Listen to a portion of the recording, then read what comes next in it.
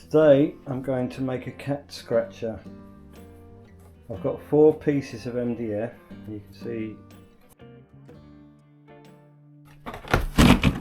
Oh my god.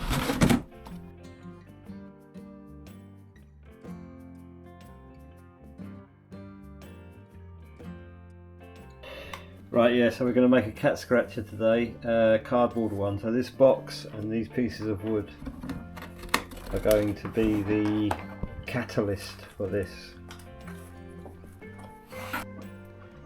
Okay, so here's the cardboard. I've laid out the sticks so I know where the edge will be. By no means the right way of doing it, but it is my way. Right, so approximately we've got the first bit ready to make some slices, and it'll be a case of rinse and repeat. So let's get going, and it's going to be a case of making multiple slices of cardboard. The thing I'm doing wrong is I'm not going along the corrugation, so I'll have to rethink my strategy now. So those two are wasted. One corrugated piece. Don't do it. I'm talking to the cat there. She's about to jump on the side here. No! Oh my god. Get down. Get out. Down.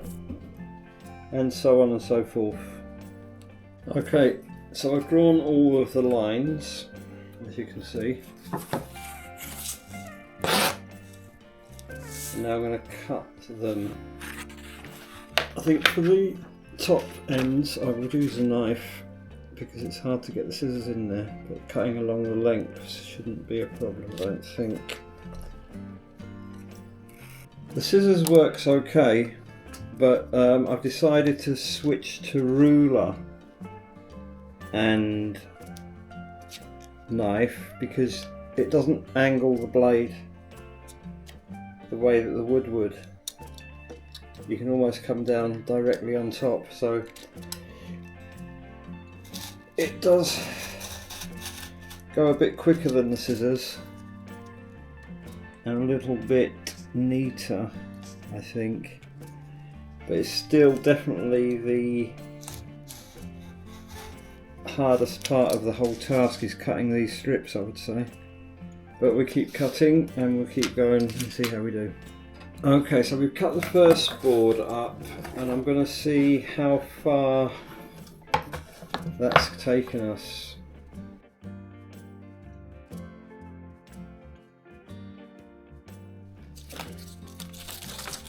So that one piece of cardboard gave us, I'm guessing around about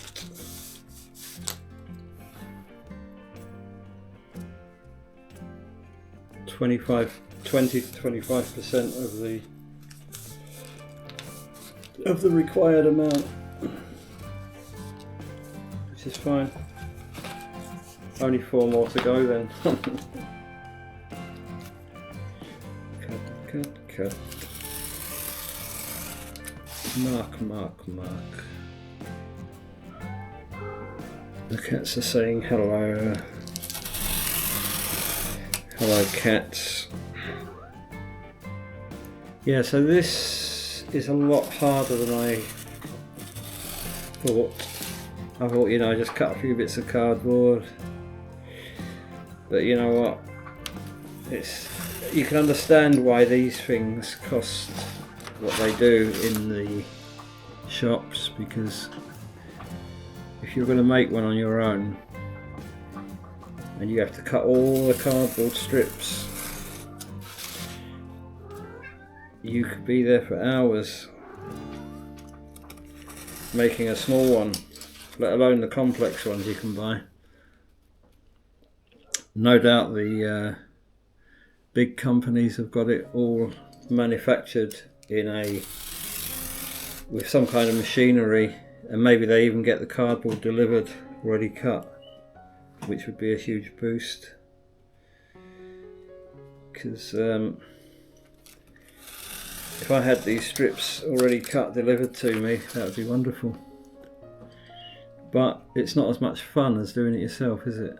Turning a cardboard box into something. And then of course you've got to pay for the strips, whereas this cardboard box in theory is free. It comes part of the item that we had delivered. Although you do pay postage and packaging, unless you're on Amazon Prime, you pay it once a month. This is how it goes. This is how we do it.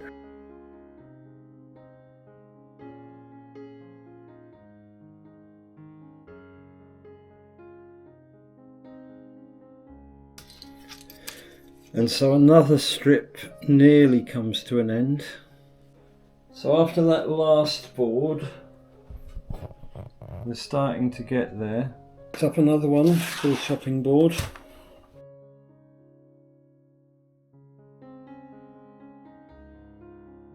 Down to the last few slices. I damaged the front edge of my ruler, so it's not giving me a straight line, so I'm using the back edge now. Probably about 20 or 30 seconds per strip. But when you've got 100 strips or so, that's a lot of time. Once you're in it, you can't quit. So another board marked up, ready to go. And here we go. And I think this is my last board, potentially. Okay. See, and now you can see we've run out of cardboard. I don't think I've got any more, as far as I'm aware. That runs in the right direction. But what I'm going to do is I'm going to reduce the size slightly by cutting the wood down, and then I will be back. Okay, so I cut the wood down, and the whole thing's going to look something like this when it's finished, which ain't too bad actually. So on this piece of wood I've marked the ends with a small pencil mark, the width of one of these, and I'll start to glue the cardboard here. Hello again. So now it's hot glue time. This is quite tricky, believe it or not. This can be quite tricky. So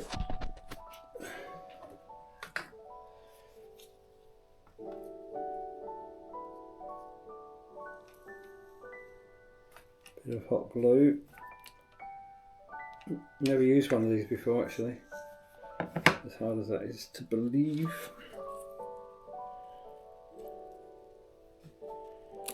It seems to do the trick pretty good. Comes out really nicely. Takes a bit of a time to warm up though. Once it's warm it's going good. The other side will be the flat edge. This side will be the rough edge. And bear in mind it's the first time I made one of these, so it is what it is, right? So measure 1,000, cut 1,000, glue 1,000. Not quite 1,000, but you know what I'm saying. You get the idea. So the idea with these glue sticks is that you keep pushing another rod in behind, and that one then pushes against the first one, but don't press it hard against that first rod because it will push glue out the front of the gun. So we're gluing away, we're getting there, slowly but surely. Slowly but surely. Let's see if I can... That's roughly how much glue I'm using per stick. And it's going really not bad actually. This part of the deal is going well. Yeah, so the cost of this is very minimal. The wood was just scrap wood. The glue gun's probably about not more than £10 on Amazon, and obviously it can be used again on other things, so you could say that the glue gun actually cost is minimal as well. Oh, I shouldn't have done that. Yeah, all of this can be trimmed up as well with a knife afterwards. So I'll do that. I'll get all that, this edge, you can see that over there. This edge here nice and straight as well. But I'm nearing the end now. Try to get all the nice straight bits on the other side. And you'll see when it's all done that the other side will be nice and flat. This side will have a little bit of roughness. As I'm sticking these, I'm looking out for the rough edges and putting those topmost. And here's the last one.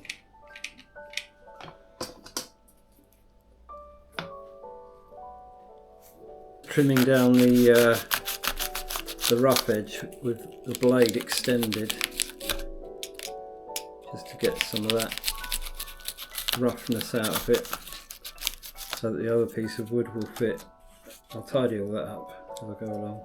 Okay, so I'm gluing the sides on now. I may need to screw them together, but at this point in time I'm just going to use some hot glue and see how well that bonds to this edge. So where I made the cardboard slightly over the top, I can compact it all down then to get a really tight finish. And it's looking like it's holding, so that's good.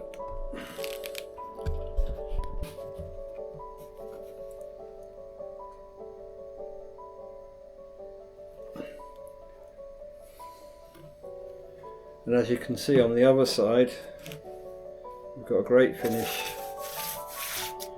A little bit there could do with possibly, but overall, a homemade cat scratcher has come out quite well.